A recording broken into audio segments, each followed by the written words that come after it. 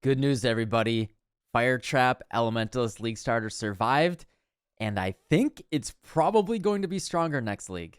So, if you make the grave mistake of opening the subreddit right now, you'll see that a lot of people's heads are on fire right now. They're running around screaming, talking about all the nerfs. Going through the patch notes yesterday and reading nerf after nerf, removing all the masteries and all that, definitely was a little tough on the mental. But I've had a night to digest it and really think about things. I sat down and I talked with a bunch of different folks, got a lot of different perspectives. And I think on the other end of all of this, almost everything is probably going to be stronger in the end, except for leveling. Leveling through the campaigns did just get aggressively nerfed. Speedrunning was particularly targeted by GGG to slow it down, force people to, come up with new solutions. So the old techniques that we used to go as fast as possible, using the flat damage recipes on our weapons, that stuff is gone. Leveling is going to be a little bit slower for the most of us. I'm sure the speedrunners will figure out some techniques to go faster, but for all of us, it's going to be a little bit slower. It's not a huge nerf for the average player, but you will feel it a little bit. And also, Bane Gang, all of you guys, I almost teared up a little bit on stream yesterday when we were talking about it. Bane's gone. Bane's dead. Now, it's still playable, it's still fine, but, if you've played it, you had to, eke out every little bit of damage that you can get.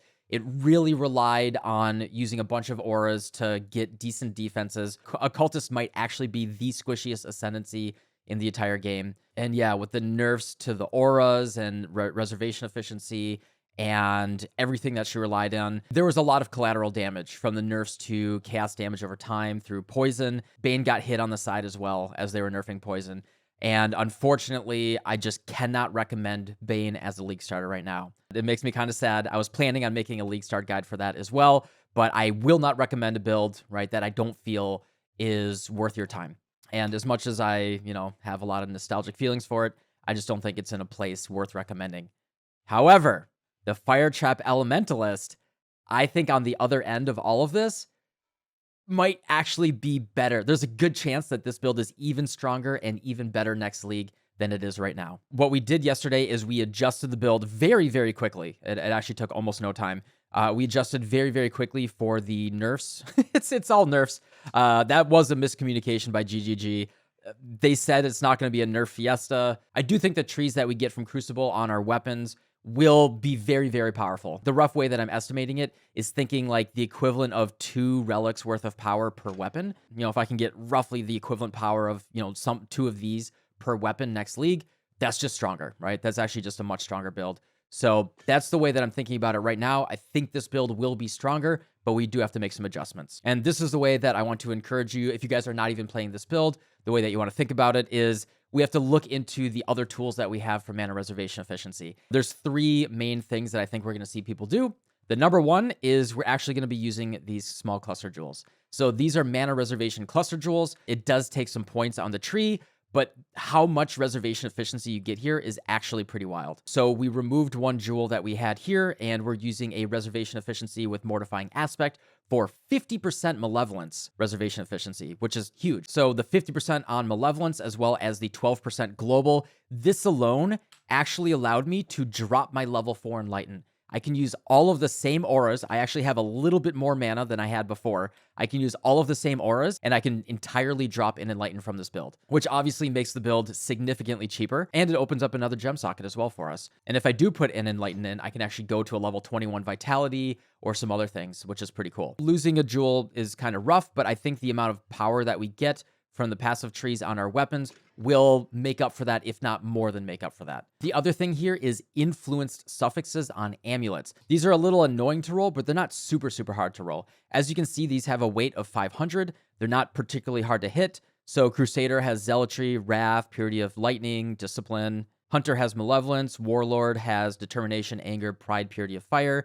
And Redeemer has Purity of Ice, Hatred, and Grace. So there's that. And then the other thing that they did is they gave us a mana mastery that is 12% global reservation efficiency. I think a lot of people don't really understand how mana reservation efficiency works. And if you do the math, it's actually like a targeted 25% on Grace here is not remotely as good as a 12% global up here. And if, for example, you had 2 or 3 passive points allocated to mana reservation efficiency on multiple 25%, You had Grace, Determination, you know, maybe Skitterbots right here. This 112%, which, yeah, it's going to be 3 points. You have to travel into here.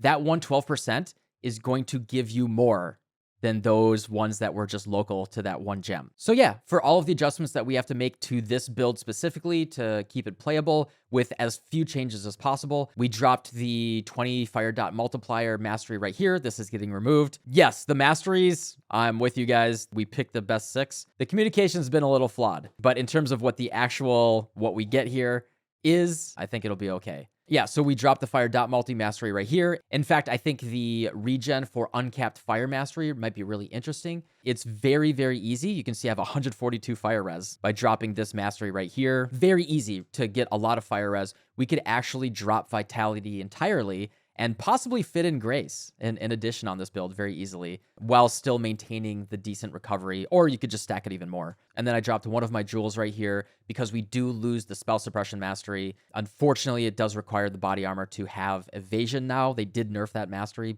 pretty hard for builds that don't have evasion body armors. Rather unfortunate there. So we have to drop that mastery. Yeah, what I did is I dropped a jewel right here, and then we go down to reflexes. Gives us back 14 spell suppression right here. The bonus on this is they are moving Master Sapper right here. Since we want a path over here anyway for Master Sapper, this is not a big deal. So if anything, by default, this build will actually get moderately tankier to make the adjustments for what we're getting. Long story long is I made the adjustments based on the patch notes.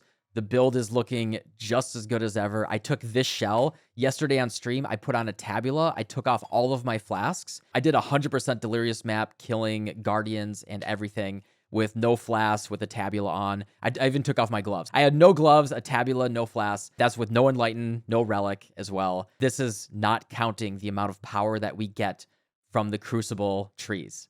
This build will be absolutely cracked. I actually think it might be one of the best possible League starters that you could play. This is the best League starter that I've ever made, and I am so happy to League start it. I hope that you guys are excited about it as well. Just to show you guys what I've been working on is I've started working on a detailed leveling guide.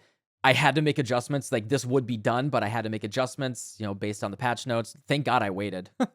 But I made adjustments based on the patch notes. There's a POB linked right here that has different leveling trees. It looks like this. We got Act 1, and then you can go through here, end of Act 2, after swapping to Act 3, Act 4, etc., etc. It doesn't have skills in it, no notes or anything yet. This is not the final POB, but it's a rough leveling tree if you want to start practicing right now. So the POB is right here. There's a lot of notes. We got pictures. I got tips trying to help you out. Here's how you find the next Roa nest in the mud flats. Here's how you fight Hail Rake. Got pictures for the gem links that you want to use. I was originally going to recommend Spark, but now I'm going to recommend Rolling Magma / Fireball / Blazing Salvo. Spark got nerfed too hard. I'm not going to recommend that. This guide will take you to Act 3. 3 is just, here's the swaps. You know, this is as far as I got. The full build guide is going to be a lot of work. It's probably going to take me another day or two to finish. I want to make it very, very thorough, have everything from progression and all that ready for you guys. It is going to be a very, very top tier, amazing League starter. And I hope you guys are excited to play it, as excited as I am. I think this is going to be the best League start that I ever have.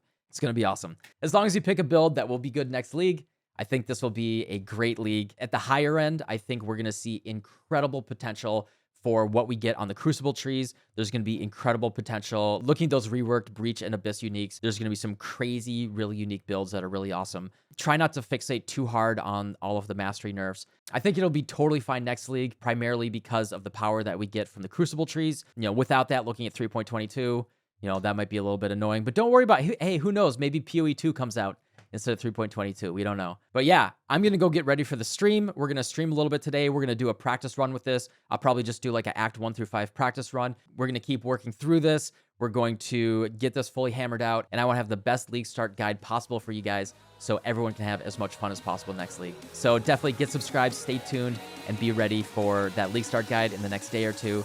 Yeah, I'll see you guys soon. Bye-bye.